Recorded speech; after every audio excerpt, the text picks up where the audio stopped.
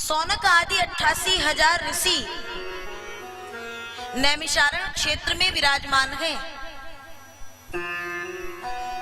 और जिज्ञासाएं कैसी है देखिए, कल हमने कहा था कथा को कहने वाला जब कथा कहने के लिए बैठे और श्रोता के हृदय में जब जिज्ञासा उत्पन्न हो, तभी जो कथा कहने वाला वक्ता है वो जो कथा का सार है वह बताने का प्रयास करता है। नहीं तो भैया किसी को बेवजह इतना परिश्रम करने की क्या आवश्यकता है। अमृत निकालने के लिए बड़ा मंथन करना पड़ता है। समुद्र से अमृत को निकालना था तो कितने भक्तों का वह सहयोग हुआ, तब कहीं जाकर के उस मंथन के बाद अमृत प्राप्त हुआ। और आज हम मनुष्य देखो चाहते तो बहुत कुछ है, मनुष्य करता पाप है या पुण्य।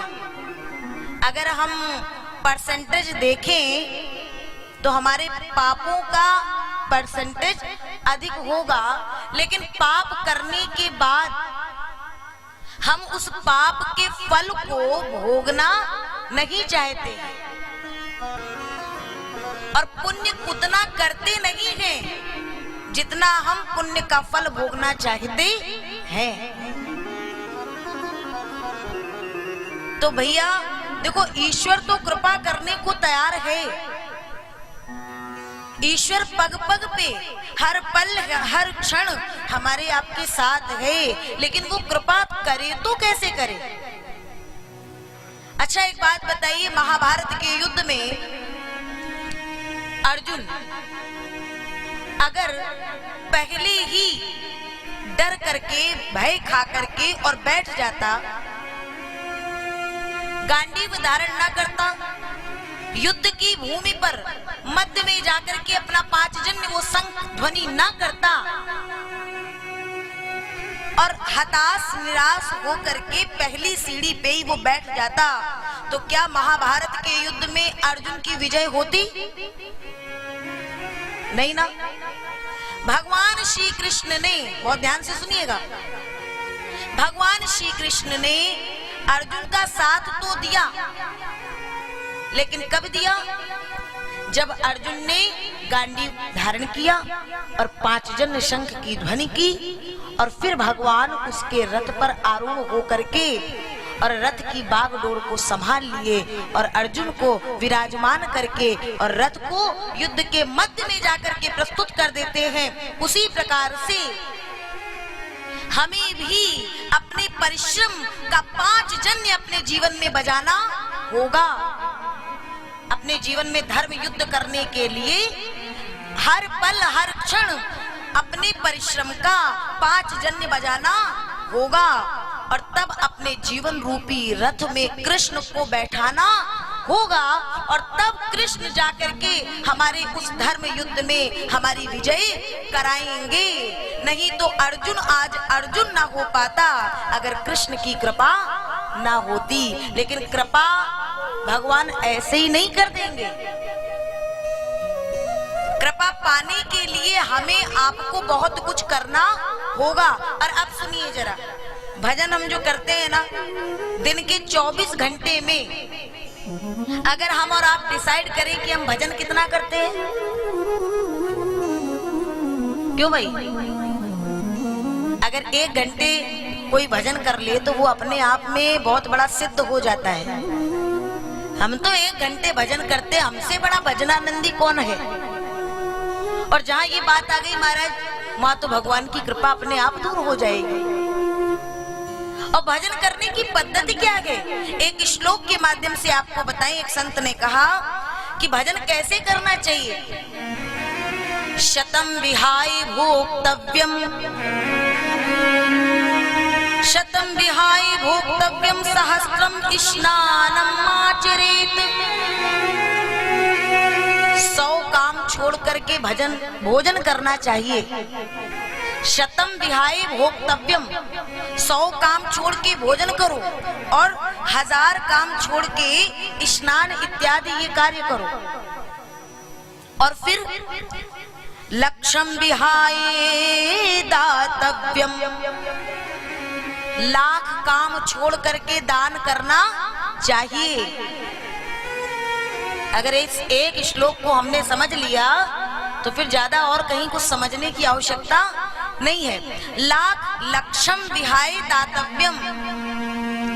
और हम ऐसे हैं, वो मैंने अभी पिछली बार भी, अभी पिछली कथा में भी कहा था कि 2 भक्त भगवान के मंदिर में गए और एक ने कहा प्रभु मेरा फलाना काम बन जाए तो हम तुम्हें अपना जो काम बनेगा उसका 50% एक हिस्सा आपको दे देंगे। तब तक एक बगल से जा रहा था, उसने सुना, वो भी दौड़ के आया, भगवान आप काम कर दोगे इसका? अगर इसका काम कर दोगे तो मेरा भी कर दो, मैं भी अपना 50% आपको दे दूंगा। अब भगवान ने कहा ठीक। भगवान ने भी देखा कि ये देते हैं कि नहीं। कुछ ऐसी कृपा हुई परमात्मा की कि उन दोनों का काम हो गया। तो जब दोनों का काम हो गया तो पहला वाला आता है भगवान के मंदिर में और कहता है प्रभु आपकी कृपा से मेरा काम हो गया, लेकिन आप तो भगवान हो, आपको ये क्या आवश्यकता है धन की, लेकिन तो भी मैंने आपसे कहा है तो मैं आपको 50% दूंगा। लेकिन कैसे दूंगा?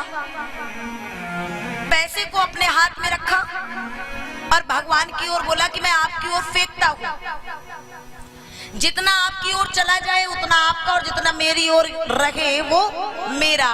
तो इस टेक्निक से फेंका कि कुछ 10-5 सिक्के ही, कुछ ये सिक्के भगवान के पास गिरे और सारा का सारा पैसा उसके पास रहा। तो कहता वाह गोविंद कितने संतोषी हो, 10-5 सिक्कों में ही मान गए। तब तक वो दूसरा वाला आया, प्रभु मेरा भी काम बन गया है और मैं आपको ईमानदारी से 50% दूंगा, लेकिन मैं यहाँ नहीं दूंगा। लोग कहते हैं आप वहां रहते, कहाँ? ऊपर। आपको कहते ऊपर वाला। तो प्रभु मैं आपका 50% ऊपर फेंकूंगा, जितना ऊपर रह जाएगा वो आपका, जितना नीचे गिर जाएगा वो मेरा। अब कुछ समझ में आया? गुरुत्वाकर्षण के माध्यम से जो वस्तु ऊपर जा रही है वो लौट करके नीचे आएगी, आएगी ही आएगी। अब बताओ जरा, भगवान लेने के लिए तुम्हारे ये कुछ नोटों को भगवान लेने के लिए बैठेंगे?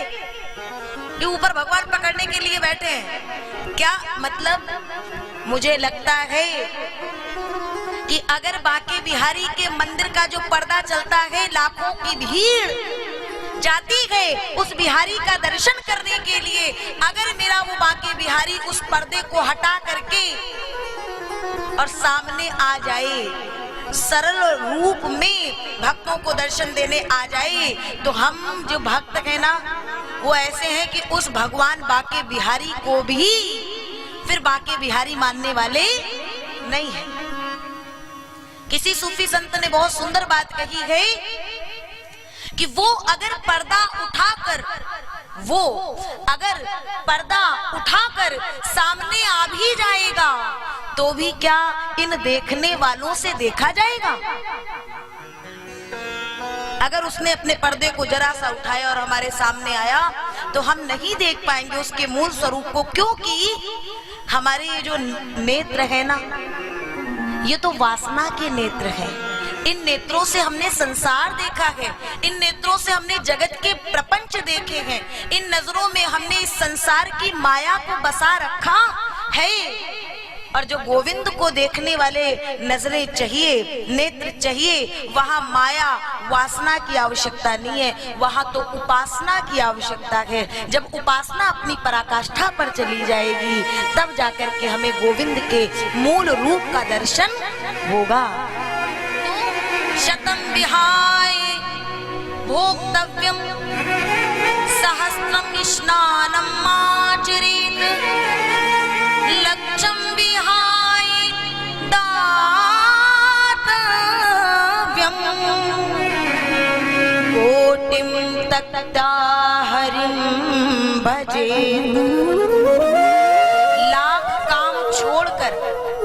करो और करोड़ों काम छोड़ दो और फिर हरि भजन करो। ये हरि भजन की प्रधानता है। लेकिन हम ऐसे हैं कि हम सब कुछ पहले करते हैं और भगवान को सबसे आखिरी में रख देते हैं।